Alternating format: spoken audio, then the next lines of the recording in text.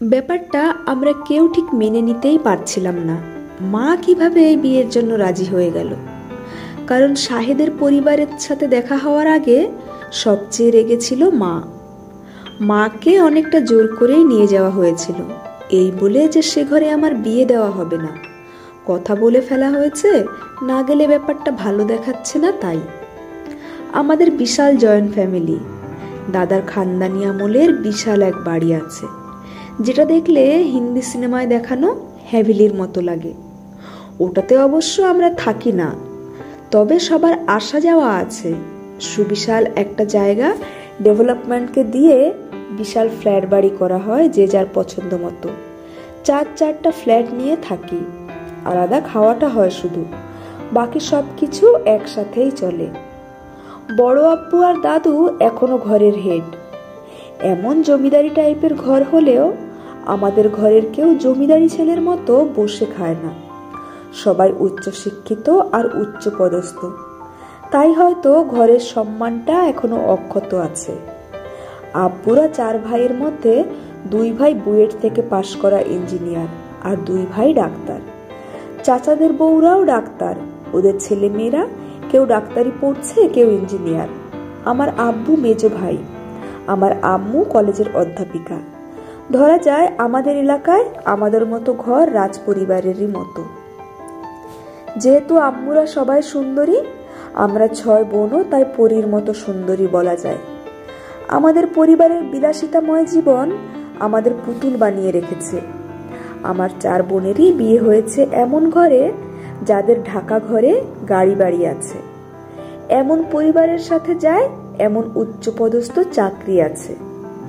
এত কিছু থাকার পরেও সব বাঙালি পরিবারের মতো কোথায় যেন একটা সুর কাটা আছে। চাচি মায়েদের মধ্যে সুর টেনে কথা বলা, একে অপরকে খুঁত ধরা, কিন্তু সবার মধ্যে একটা জিনিস মিল আছে, সেটা পরে বলছি। এইবার আসি শাহেদের কথায়। দাদু এখনো বেঁচে আছেন। উনি এখনো মাঝে মধ্যে বিভিন্ন অনুষ্ঠানে সভাপতিত্ব করেন। সেখানে পরিচয় শাহেদের বাবার সাথে। উনি বেশ সম্মানীয় ব্যক্তি। উনি আমাকে দেখে বেশ পছন্দ করেছেন। না করার কিছু নেই। 4 বোনের বিয়ের পর এখন আমার সিরিয়াল। আমি ডাক্তার ইঞ্জিনিয়ার কিছুই হতে পারিনি। প্রাইভেট বিশ্ববিদ্যালয় থেকে এইবার মাস্টার্স করে বের হয়েছি। বড় আপুর হাজব্যান্ড বলেছে রেজাল্ট বের হওয়ার পর আমাকে ওনাদের ব্যাংকে জব দেবেন। আমার ছোট চাচার মেয়ে, ছোটটা, সামনে ইন্টার পরীক্ষা দেবে। উনি দাদুকে খুব করে বললেন আমাকে তাদের বেশ পছন্দ হয়েছে, তার ছেলের জন্য আমাকে নিতে চান। আসল কথা কেউ জানে না, আমি আর শাহেদ একই এলাকায় বড় হয়েছি। আমরা এক স্কুলে পড়তাম, তখন থেকেই আমাদের সম্পর্ক। আমাদের ঘরে আমাদের সম্পর্কের কথা জানাবো সেই সাহস আমার নেই, কারণ আমি জানি আমাদের সম্পর্ক কেউ মানবে না। সাদিয়া আপুও মারুফ ভাইয়াকে পছন্দ করত, সবাইকে জানানোর চেষ্টা করেছে। এতে ফল হলো তাড়াতাড়ি বিয়ে ঠিক করা হলো। তাতে করে আপু পালিয়ে গেল, এখন ঠিকই মেনে নিয়েছে। আমাদের ঘরে মেয়েদের মর্জির চেয়ে তাদের সম্মানের দাম বেশি। শাহেদকে আমি এই পদ্ধতি জানিয়েছি, তবে শাহেদ বলল আমার ঘরে তো মানবে, পালানো তো সমাধান না, আগে একবার ট্রাই করে দেখি, তারপর না হয় দেখা যাবে কি হবে। তবে শাহেদের কথায় বুঝেছিলাম ও পালানোর পক্ষে না। যদি না এইভাবে না হয় তাহলে হয়তো হবে না বিয়ে। শাহেদ এই বুদ্ধি করলো, সবার সামনে দাদুকে বলল, যাতে সম্মান রক্ষার জন্য দাদু সম্মতি দেয়। শাহেদের বাবা বলেছিল যে সবাই তো আমাদের ঘর আর পরিবার সম্পর্কে জানে, মেয়েও দেখেছে, তাই আমাদের পরিবার তাদের ঘরে যাবে, তাদের ঘর আর ছেলে দেখতে, কারণ মেয়েকে বিয়ের পর তো ওখানেই থাকতে হবে। আগামী শুক্রবার সবাই আমরা যেন যাই। সবার সামনে দাদু হ্যাঁ বলে এলেন। এই নিয়ে ঘরে বেশ তুলকালাম চলল, আলোচনা বৈঠক। দাদু সবসময় বেশ সিংহের মতো গর্জন করলেও এইবার যেন চুপ করে গেলেন। মিনি গলায় বলল, সবার সামনে বলল তাই না করতে পারিনি। অনেক কথাবার্তার পর ঠিক হলো যাবে যে যেতে চায়, একটা না একটা কারণ বলে না করে দেবে। সবাই মাথা নেড়ে সায় দিলেও সবচেয়ে বেশি বেঁকে বসলো আমার আম্মু। আম্মু কিছুতেই আমাকে এইভাবে বিয়ে দেবে না। আমি এমন ভাব দেখালাম যেন আমি বেশ বিরক্ত হয়েছি। আজ শুক্রবার, সবার যাওয়ার কথা, আমি যাওয়ার কোনো প্রশ্নই আসে না। কিন্তু শাহেদের আব্বু আবার ফোন দিল আমাকেও নিয়ে যেতে। আমারও তো ঘর ও ছেলে পছন্দ হওয়ার ব্যাপার আছে। আমি স্বাভাবিক লাগার জন্য না করে দিয়েছিলাম, কিন্তু দাদু আমাকেও নিতে বলল, তাই রেডি হতে হলো। শুধু হলুদ রঙের একটা জামা পরে হালকা লিপস্টিক দিলাম। আমি যাওয়াতে আম্মুকেও যেতে হচ্ছে। আম্মু যাওয়াতে চাচি জেঠিরাও খুদ ধরার জন্য বলল, আমরাও যাই তাহলে, শিমু তো আমাদেরও মেয়ে। আম্মু আরো বেশি বিরক্ত হলো। বেশি দূরে না, 2 ব্লক পরে শাহেদদের ঘর। তাও সবাই 4টা গাড়ি করে গেল। ব্যাপারটা তাদের অস্বস্তিতে ফেললো কিনা জানি না, তবে 3 তলার উপর মধ্যবিত্ত ফ্ল্যাটটা দেখে আমার ভীষণ অস্বস্তি হচ্ছিল। আমার এক বান্ধবী আছে, ওদের ঘরের মাঝে মধ্যে যেতাম। ওদের ঘরটা প্রায় এই রকম। আমি জানি ওরা কত সিম্পল জীবন কাটায়। আমি এও জানি শাহেদ কত সিম্পল জীবন কাটায়, তাই ওকে এত ভালোবাসি। আমাদের সবাইকে দেখে ওরা অস্বস্তিতে পড়ার জায়গায় এতটা উচ্ছ্বাস দেখালো, যা দেখে চাচিরা একটু মুখ বেঁকালো। ওদের ঘরে আমি আগে আসিনি। ড্রয়িং ডাইনিং একসাথে করা মাঝারি সামনের রুম, 2 দিকে 3টা ছোট রুম, মাঝে বাথরুম আর বাথরুমের পাশে রান্নাঘর। এদের পুরো ঘর আমাদের পুরো ড্রয়িং রুমের অর্ধেকও হবে না। 2 সেট সোফা আর সিঙ্গেল একটা খাট বসানো আছে ড্রয়িং রুমে।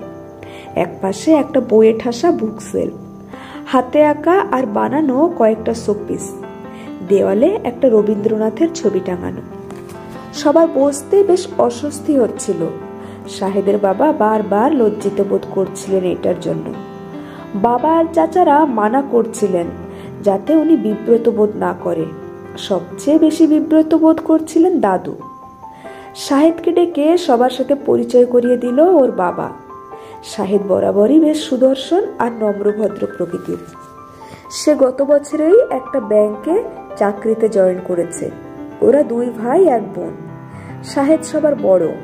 ওর ছোট ভাই ঢাবিতে পড়ে আর বোন ঢাকা মেডিকেলে এবছর চান্স পেয়েছে। কিছুক্ষণ পর প্লেট ভরে ভরে নাস্তা আনছিল 2 জন। তাদের মধ্যে শাহেদও আছে, ওর মামি চাচিরাও আছে।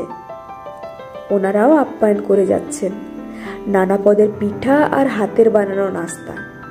সবাই কথা বললেও একদম চুপ ছিল আম্মু। আমার খুব একটা খারাপ লাগছিল না, আবার অতিরিক্ত ভালোও না। কোথায় যেন একটা অস্বস্তি আমারও লাগছিল। আমার মনে হচ্ছিল শাহেদদের আরো বেশি কিছু করা দরকার ছিল আমার পরিবারকে খুশি করার জন্য। সবকিছু এনে রাখার পর যখন সবাই হাতে তুলে নিচ্ছিল নাস্তা, শাহেদের বাবাকেও বসে নিতে বলল। শাহেদের আব্বু খুব ভদ্রভাবে অনুরোধ করলো, একটু অপেক্ষা করুন, শাহেদের আম্মু সকাল থেকে এসব বানাচ্ছে, ও আসুক। সবাই যেন এখন বিব্রত বোধ করলো, এমনকি দাদুও থমকে গেল। আম্মু আর চাচিরা কেমন যেন চুপসে গেল। আমার তখন মনে হতে লাগলো শেষ হয়ে গেল, এখন কেউ আর রাজি হবে না। কি দরকার ছিল এটা বলার? আমাদের বাসায় এত বড় বড় মানুষ আসে, কই আব্বুরা তো কেউ আম্মুদের জন্য তাদের বসিয়ে রাখেনি। অনেক সময় আম্মু চাচিরা তো দেখেও না কে কি খেলো, কে কি প্রশংসা করলো। ওরা আসার আগেই নাস্তা শেষ। আমি শাহেদের দিকে তাকালাম, দেখলাম ওর কাছে বেশ স্বাভাবিক মনে হচ্ছে, যেন এইটাই হওয়া উচিত। উনি তাড়াহুড়ো করে উঠে গেলেন, আবার তাড়া দিয়ে এলেন, হাসি মুখ করে বসলেন। আমাকে আর শাহেদকে ডাইনিং টেবিল থেকে 2টো চেয়ার এনে বসানো হয়েছে। সবাই মিষ্টির প্লেট হাতে বসে কেমন যেন বিশেষ কারো জন্য অপেক্ষায় রান্নাঘরের দিকে তাকিয়ে রইলেন। শাহেদের আম্মুকে আমি কখনো দেখিনি। আমি ভেবেছিলাম আমার আম্মুর মতো ব্যক্তিত্ব সম্পন্ন কেউ হেঁটে আসবে, তবে বাটিকের কাজ করা শাড়ি পরে আঁচল টেনে বের হয়ে এলো খুব সাধারণ মধ্যবয়সী শাহেদের আম্মু। উনি এসে হাসি মুখ করে সবাইকে সালাম দিয়ে বসে সবাইকে খাওয়ার জন্য অনুরোধ করলেন। কিন্তু ততক্ষণে সবার গলায় কি যেন বিঁধছে।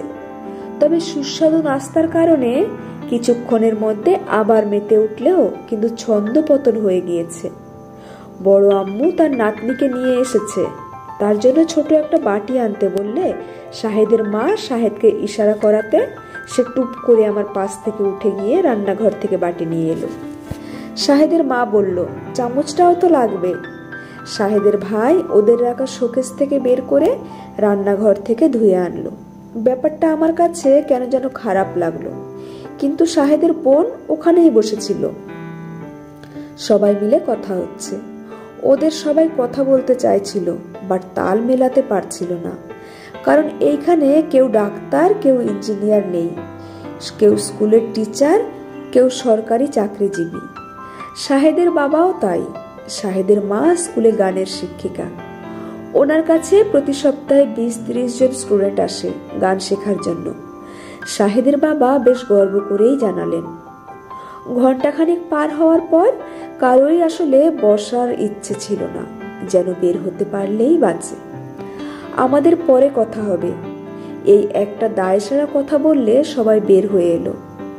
আমি বের হওয়ার সময় শাহেদ একটু মিষ্টি হাসলো, আমিও ফিরতে একটু হাসি দিলাম। এই ছাড়া তেমন কোনো কথা বলা হয়নি।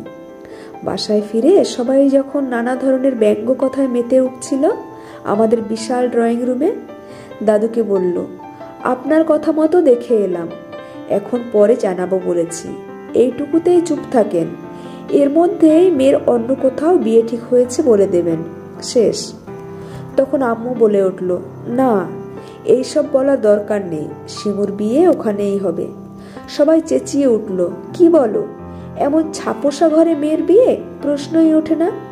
তাছাড়া আমাদের সাথে কোনো স্ট্যাটাস যায় না। আমি নিজেও যেন অবাক হয়ে গেলাম, কারণ আম্মু বলল, কেন না যাওয়ার কি আছে? ছেলে ব্যাংকে চাকরি করে, বাবা সরকারি চাকরি, মেয়ে মেডিকেলে পড়ছে, মা টিচার, সব তো আছে। কিন্তু তাও ওদের তো গাড়ি নেই, বাড়ি নেই। মেয়ের কোনো শৌখিনতা থাকবে না, অন্য বোনদের মতো স্বাচ্ছন্দ্য পাবে না। বড় আম্মুও বলে উঠল, কি বলো, বেয়ান বাড়িতে মুখ থাকবে এমন ঘরে সম্পর্ক হলে? আব্বুর কথা রাখতে গেলে শেষ। এমন কত হয়, 2 রুমের একটা ঘর, শিমুর নিজের শোয়ার ঘর তো এর চেয়ে বড়। মেয়ের জীবন নষ্ট করো না, নিজেই তো রাজি ছিলে না, কি হলো হঠাৎ রাজি হয়ে গেলে? কি আছে, কি দেখেছো সে ঘরে? আম্মু তার চোখগুলো সিক্ত আর চোয়ালটা শক্ত করে বলল, সম্মান দেখেছি। সে ঘরে ঘরের বউ আর মেয়ের প্রতি সম্মান দেখেছি, যেটাই আমাদের অভিজাত্য ভরা ঘরে নেই। সবার মুখ বন্ধ হলেও চোখে কেমন যেন প্রশ্নাতুর। আম্মু বলল, বড় আপা, আপনি তো কত রকমের নাস্তা বানিয়েছেন বিগত সব ঈদে, বিভিন্ন অনুষ্ঠানে, কখনো দেখেছেন কেউ আপনাকে ডেকেছে? আসমা, তুমি তো ডাক্তার, তুমি দেশের বাইরে থেকে ডিগ্রি নিয়ে আসছো, আপনি কখনো শুনেছেন ভাইয়া আপনার কাজের প্রশংসা করেছে সবার সামনে? কখনো দেখেছেন এই ঘরে শুধুমাত্র আমরা আসার জন্য ঘরের আসা মেহমানদের বসিয়ে রাখা হয়েছে? এই ঘরে আমরা ঠিক কতটুকু সম্মান পাই? ঘরের মেয়েদের ভালোবাসা আর সম্মান করা এক নয়। এই ঘরে আমাদের সবাইকে আমাদের যোগ্যতা দেখে এনেছে, শুধু নাম বাড়াতে। কেউ কি কর্মজীবনে স্বামীর সাহায্য পেয়েছেন? কিন্তু সে ঘরে আছে ঘরের নারীদের প্রতি সম্মান, আছে শ্রদ্ধা, আছে অ্যাপ্রিসিয়েশন। সুখে থাকার জন্য মেয়েদের এর চেয়ে বেশি আর কিছু লাগবে না, লাগেও না। বড় আম্মু আর চাচিরাও একসাথে বলে উঠল, শিমুর বিয়ে ও ঘরেই হবে।